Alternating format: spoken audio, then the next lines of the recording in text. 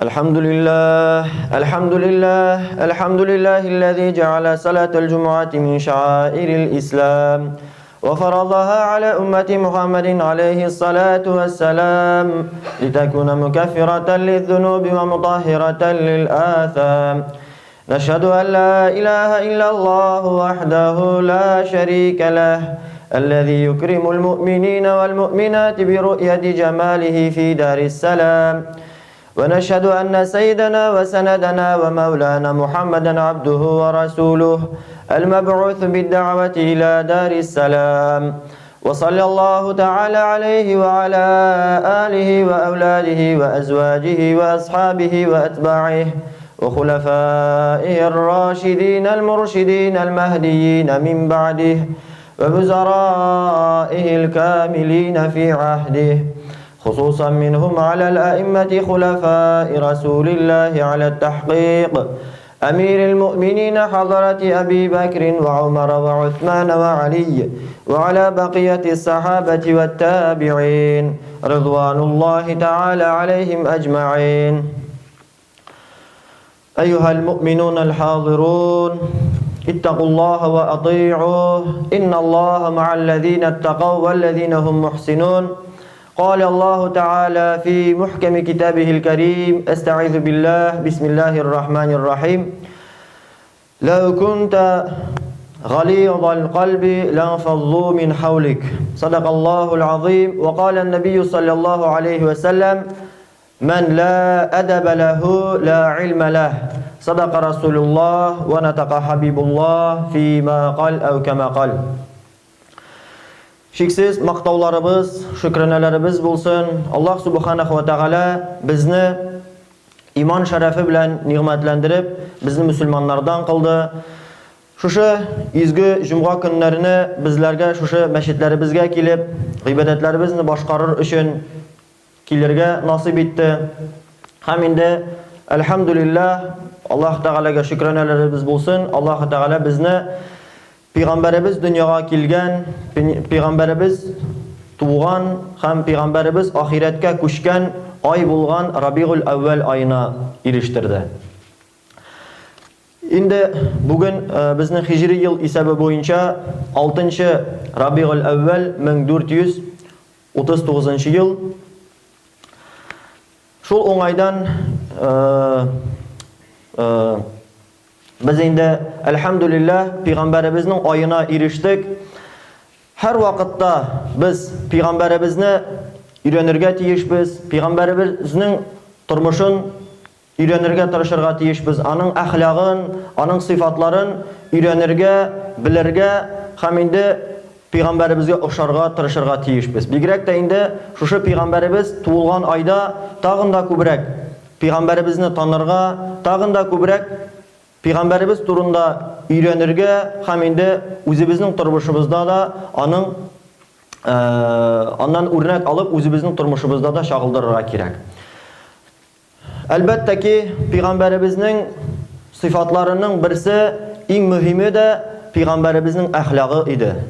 Шул уңайдан бүгенге җомга хутбәсендә Пәйгамбәребезнең әхлагы, әхлакның әһәмияте турында сөйләргә тырышырбыз. Аллаһ Тәгалә тел ачкычлары биреп аңлата алырга, һәр барчабызга да шушы аңлатылганнардан күңелләребезгә сеңдереп, шушы ишеткәннәребез белән һәр барчабызга да Аллаһ Тәгалә гамәл итәргә насип итсә иде.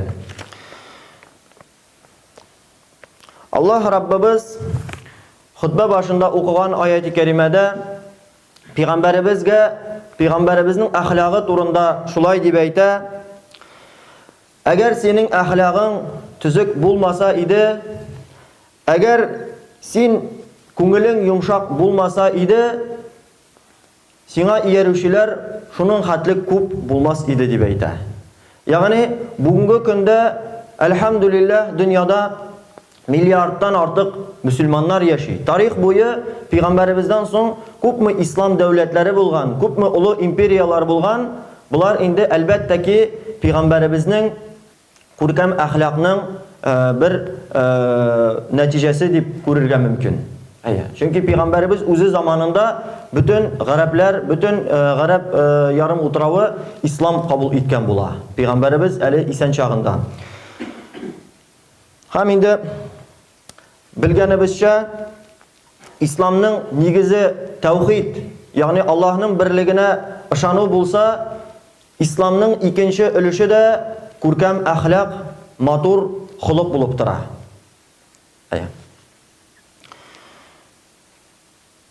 Şuna göre de süyüklü Peygamberimiz sallallahu aleyhi ve sellem hadis şerifinin birisinde ayta, sizin orağızdan deyip ayta, kıyamet gününde mina en yakın bulganlarınız, en matur, ahlaklı bulganlarınız deyip ayta. Hem en orağızda en hayırlı bulganlarınız da gaileleringizge karata merhametli bulganlarınız deyip ayta. Bizning üçün şunday Peygamberimiz ulşav kuya, yani kıyamet gününde otuşlu bulasыбыз kile iken, kıyamet gününde halibizning jingil bulasыбыз kile iken, Peygamberimiz bizge aytip kaldıra matur ahlaklı bulu. Yani nihatlik ahlakımız kurken bulsa, nihatlik ahlakımızı matur aytabız iken, şunu hatlik kıyamette halibiz jingil bulur.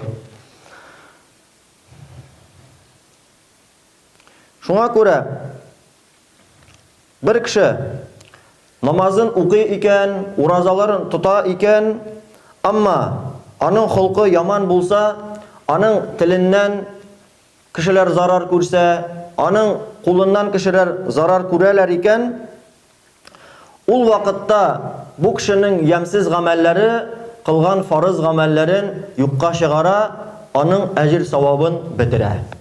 Bir yaktan kişi izgilik işli, yaxşılık işli, ama ikinci yaktan eğer de kişiye zarar bire iken, yemsiz sözler ayta iken, uzun tuta bilmey iken, anın nerse gamelleri de Allah saklasın şulay yukka çıkarga mümkün.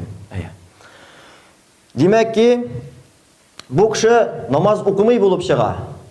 Tikkine hareketler gine işli. Eğer tire yöndegiler ondan tınış bula almıyorlar iken, eğer tire yöndegiler ondan zarar görerler iken, onun namazı nerse şın mağnada ütelmegen bula. Çünkü Allah Teala Kur'an-ı Kerim'de ayta, şınlıkta namaz diye ayta, kişini her türlü bozukluktan, her türlü fahişlikten kişini saklay diye ayta namaz. Şuna göre eli demek ki bunday kişinin namazı eli pişip bitmegen bulup çıga. Indi hadis şeriflerde de Peygamberimiz ayta, indi nerse kişi eğer de ahlakı bozuk iken, ol nerse anın farız gamelleri de yukka çıga diye ayta. Başka hadis şerifte de Peygamberimiz sallallahu aleyhi ve sellem şulay diye ayta, bir kişinin diye ayta, kurkem ahlaklı buluğu, ahlakının güzel buluğu diye ayta, günlerin nafil urazalar bilen, tünlerin nafil namazlar bilen ötkergen şekilde ecirlerge erişe diye ayta.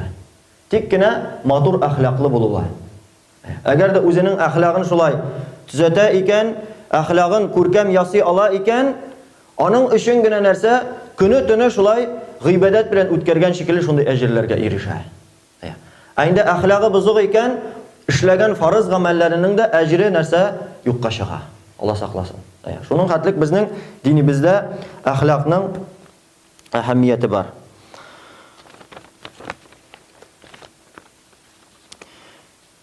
Şuna göre Peygamberimiz sallallahu aleyhi ve sellem'nin ahlak turunda tağın şunday bir hadisi var. Peygamberimiz sallallahu aleyhi ve sellem şulay diye ayta, şeriatımızga ham aqlligimizga muvaffiq bulmagan, turu kilmegen, naşar, fahish, ham uyatsız bulgan sözlerini kışkırıp söylemegiz, kat aytmagiz diye ayta Peygamberimiz. Yani akıl bilen de anlayız. Şulay bit, nindi sözler naşar. Nindi sözlerini aytırga yaramay. Şulay bit, dinimiz de nindi sözlerini tıygan, nindi gamellerini tıygan, Peygamberimiz neşe bularını işlerge tıygan bulgan. Ama kızganışka karşı biz bugünkü günde nerse göremiz. Şulay bit, her birimizin evimizde televizor var. Şulay bit. Andağı көрсетілген әйберләр bizde күркәм ahlak uyatalar mı? Yoksa kirisinçe uyatsızlıkka mı, ahlaksızlıkka, edepsizlikka öğreteme? Kızganışka karşı şulay bit, indi mene бузыклыкка китерә һәм инде нәтиҗәсе дә әлбәттә яхшы булмас. Һәм инде Аллаһ Тәгалә дә Куръан-ы Кәримендә бу хәл турында шулай дип әйтә: "Әстәгъизу билләһ, инналлаһа ла югаййиру ма биқаумин хатта югаййиру ма би анфусихим." Аллаһ Тәгалә һичбер кавымны үзләрен төзәтмичә, ул кавымның хәлен төзәтмәс дип әйтә. Шуңа күрә без дә татар халкыбызга, үзебезнең халкыбызга, үзебезнең татар милләтебезгә яхшылык телибез икән, әгәр дә халкыбызның алга китүен телибез икән, без дә үзебезне төзәтергә тиешбез. Үзебезнең әхлагыбызны, үзебезнең дин буенча тотышыбызны нәрсә төзәтергә тырышырга тиешбез. Шулай итеп кенә без нәрсә үзебезнең милләтебезне, үзебезнең халкыбызны шулай гына без үстерә алабыз. Бер халык әгәр бузылган булса, бер халык әгәр бузыклыкка китсә, аңа бер нинди душман кирәк түгел. Чөнки бу халык үз-үзен юкка чыгарачак, үз-үзен бетерәчәк, үзенең әхлаксызлыгы белән. Әгәр тарихка күз салсак, гарәпләр исламны кабул иткәннән соң, пәйгамбәрбез килгәннән соң, әхлакны шул дәрәҗәгә китергәннәр, шул дәрәҗәгә үстергәннәр, хәтта дөньяда булган зур империялар алар каршында баш игәннәр. Ул заманнарда яшәгән Рим империялары, Фарс империялары дөньяны кул астына тотканнар. Ама әхлаксыз булганнар. Әхлаклары бузык булган. Шуңа күрә әхлаклары күркәм булган гарәпләр бөтенесеннән дә үстен килгәннәр. Бөтенесендә нәрсә? Бөтенесеннән дә үстен килгәннәр. Без дә инде халкыбызга яхшылык телибез икән, без дә үзебезне дә һәм үзебезнең балаларыбызга да күркәм әхлак, күркәм тәрбия бирергә тиешбез. Шуңа күрә безнең иң беренче вазифабыз, иң беренче безнең бурычыбыз ул безнең балаларыбызга Аллаһ Тәгаләне танытырга. Балаларыбызга Аллаһ Тәгаләне хөрмәт итәргә өйрәтергә. Һәм инде динебездә Аллаһ Тәгалә безгә әмр иткән иң улы фарызыбыз ул гыйлем булып тора.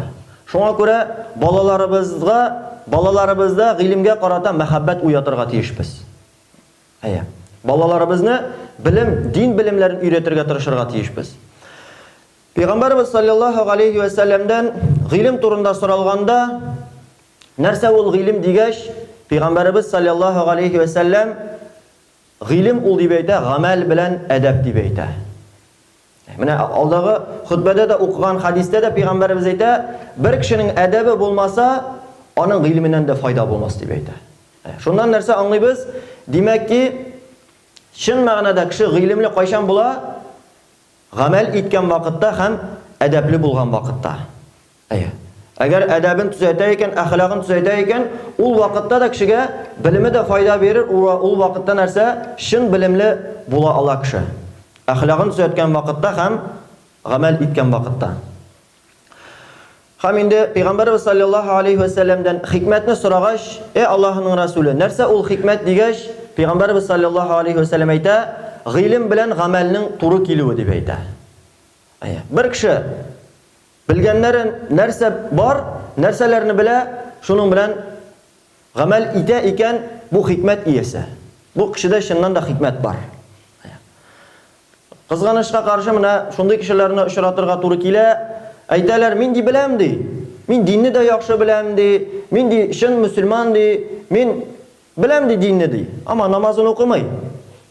Уразасын тотмый, әхлагын диккат итмей, аракысында эчә, хынзырында сата, харам гамәлләрдә эшли, бу нәрсә гамәлләре туры килми. Белеменнән бер нинди файдасы да калмый.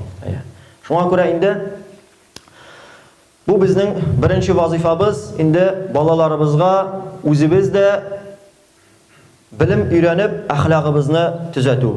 Икенчедән, үз-үзебезгә ышаныш уяту. Кызганычка каршы, бүгенге көндә кайбер яшьләребез өметсезлеккә төшәләр. Дөнья хәлләрен күрәләр дә бузык юлларга керә башлыйлар. Аракы эчә башлыйлар, хәтта наркоманияга кирип, шулай итеп гомерен бушка үткәрәләр. Чөнки алар нәрсә асыл дөньяның мәгънәсен аңламыйлар, үзләренә ышанмыйлар. Шуңа күрә инде без икенчедән нәрсә үзебездә һәм балаларыбызда, яшьләребездә ышану хисен уятырга тиешбез. Һәм инде әлбәттә ки бу хусуста безгә иң яхшы үрнәк, иң күркәм үрнәгебез безнең пәйгамбәребез Мухаммад саллаллаһу алейхи ва саллям булып тора. Шуңа күрә әгәр дә без пәйгамбәребез саллаллаһу алейхи ва саллям тормышын өйрәнәбез икән, аның тормышын үзебезнең тормышыбызда шагылдыра тырышабыз икән, күп кенә проблемалар, күп кенә мәшәкатьләр бездән китәчәк. Күп кенә хәлләр үзеннән хәл ителәчәк. Шуңа күрә инде менә хәзер шушы ирешкәнебез, пәйгамбәребез булган, пәйгамбәребез дөньяга килгән Рабигуль әүвәл аенда күбрәк иншалла пәйгамбәребезне өйрәнергә тырышыйк, үзебез дә өйрәник, балаларыбызга да өйрәтик. Иншалла күп кенә тормышларыбызда мәшәкатьләребез, проблемаларыбыз иншалла хәл ителер. Аллаһ Тәгалә һәр барчабызга күркәм әхлаклар белән әхлакланып, пәйгамбәребезгә шын өммәт булырлык, пәйгамбәребезне танырга, пәйгамбәребезне өйрәнергә һәм инде пәйгамбәребезнең сөннәтләре белән һәр барчабызга гамәл итеп яшәргә насыйп итсен. ألا إن أحسن الكلام وأبلغ النظام كلام الله الملك العزيز العلام كما قال الله تعالى وتبارك في الكلام وإذا قرئ القرآن فاستمعوا له وأنصتوا لعلكم ترحمون.